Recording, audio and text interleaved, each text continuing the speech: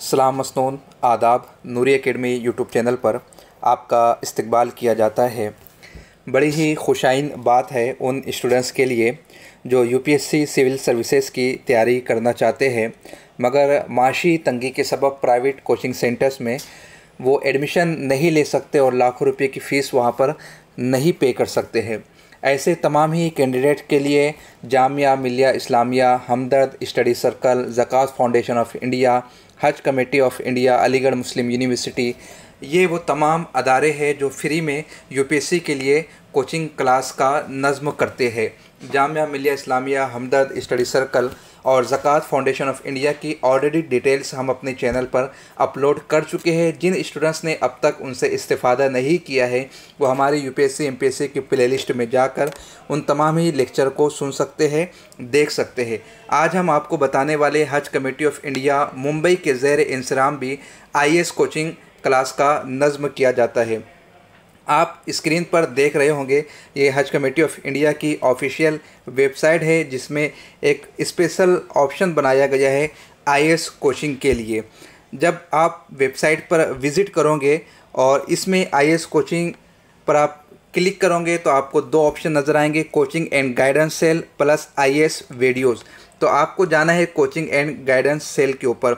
उसके बाद इस तरह से आपके स्क्रीन पर विंडो ओपन हो जाएंगे, जिसमें बताया जा रहा है कि हज कमेटी ऑफ इंडिया में का जो एडमिशन का जो प्रोसेस है उसका एप्लीकेशन फॉर्म स्टार्ट हो चुका है। इसकी डेट ख़त्म हो चुकी थी मगर उसको एक्सटेंड कर दिया गया है। अब 10 जून तक कैंडिडेट इसमें फॉर्म फिल कर सकते हैं और इनके एग्ज़ाम सेंटर पे जाकर एग्ज़ाम देने के बाद, इंटरव्यू कॉल के बाद, सिलेक्शन होने के बाद वो यहाँ पर हज कमेटी ऑफ इंडिया मुंबई में जाकर रिहाइश इख्तियार कर सकते हैं, जहाँ पर उन्हें फ्री कोचिंग करवाई जाएंगी, उनका बेसिक मजबूत करवाया जाएगा। आगे की जो मेंस की बुक्स है, इंटरव्यू का जो क्राइटेरिया है उसके अकॉर्डिंग उनकी तरबियत की जाएंगी और फिर ऐसे स्टूडेंट्स आसानी के साथ सिलेक्शन ले सकते हैं। इन्होंने कैंडिडेट की लिस्ट भी प्रोवाइड की है जिन कैंडिडेट्स ने हज कमेटी ऑफ इंडिया मुंबई में तैयारी की और बाद में जाकर उनका सिलेक्शन हुआ है। आप वो पूरी लिस्ट देख सकते हैं, यहाँ पर लिस्ट भी प्रोवाइड की गई है।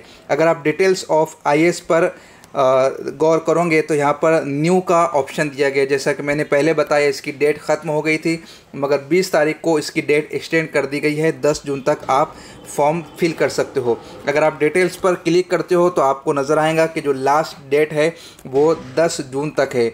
10 जून के बाद जो है 16 जून को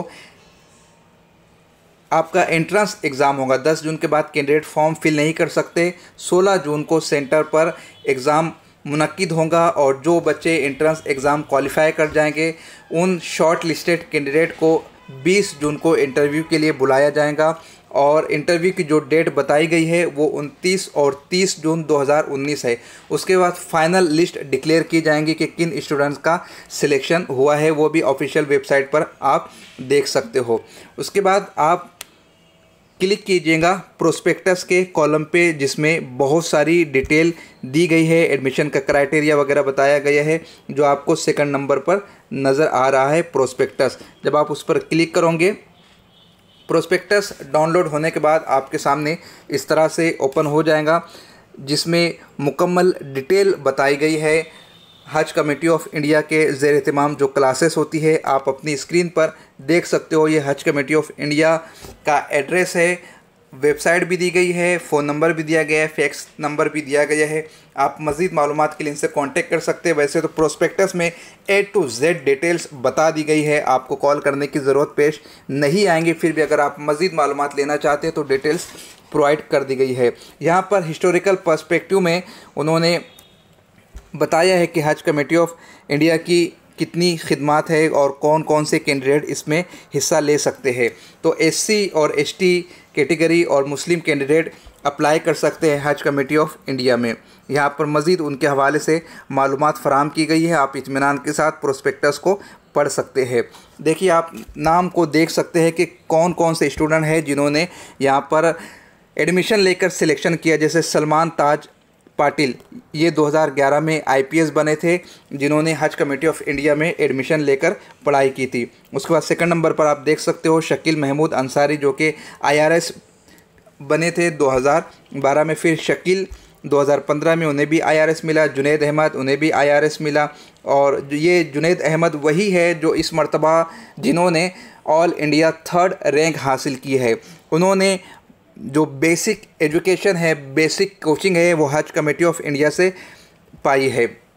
उसके बाद आप देख सकते हैं सलमान पटेल जो कि नूर सिद्दीकी के साथ क्वालिफाई किए थे, वो भी यहीं से पढ़े हैं। ज़ैब जाकिर शेख जो कि अहमदनगर से बिलोंग करते हैं, उन्होंने भी बेसिक कोचिंग यहीं से ली थी। तो आप देख सकते हैं बहुत सारी मालूमात यहाँ पर दी गई है। कैंडिडेट के नाम तक दिए गए हैं कि कौन कौन से कैंडिडेट है जिन्होंने यहाँ पर कोचिंग लेके सिलेक्शन अपना पाया है। यहाँ पर बता दिया गया है कि वो स्टूडेंट जो इंग्लिश और उर्दू मीडियम लेना चाहते हैं आंसर राइटिंग के लिए, वो अप्लाई कर सकते हैं। सब्जेक्ट की डिटेल यहाँ पर दी गई है कि जनरल स्टडीज़ की तैयारी की जाएंगी, CSET की तैयारी की जाएंगी, मेंस एग्ज़ाम के हवाले से कोचिंग फराहम की जाएंगी। फ़ीस की आप मालूमात देख सकते हैं।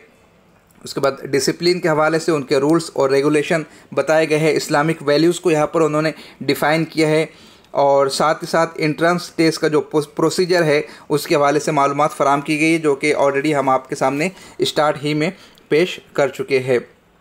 एज लिमिट की बात की जाए तो यहाँ पर उन्होंने बताया है कि 21 साल से लेकर 32 साल तक के कैंडिडेट अप्लाई कर सकते हैं, SC ST OBC से बिलोंग करने वाले। 2 पेपर होगा, पेपर फर्स्ट और पेपर 2 एंट्रेंस टेस्ट के हवाले से बताया जा रहा है।